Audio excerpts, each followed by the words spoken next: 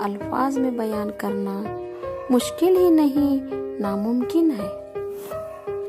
एक रूप कई जिंदगी जीती है, कभी बेटी, कभी माँ, कभी बीवी, सास और ना जाने क्या क्या। ममता का आंचल है औरत, तू खुदा की दुआ है। फुर्सत से खुदा ने उसको बनाया, तेरे रूप अनेक आगाज कहाँ से करूं। कोमल है औरत, कमजोर नहीं, मैं बेचारी नहीं, आज की नारी हूँ।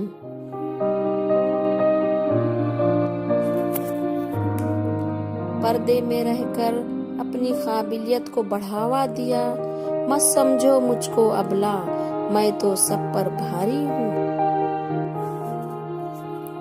मिले ऐसी औरत से जो आदमियों से आगे निकले, जिसने औरतों की इज्जत बढ़ाई है।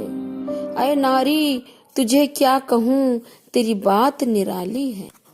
तेरे शान में सिर्फ इतना कह सकते हैं कि तेरी ऊंचाइयों के सामने आसमान भी नहीं रह सकता। मेरा सिर्फ इतना ही पैगाम है, ऐ नारी तुझे मेरा सर झुका के सलाम है।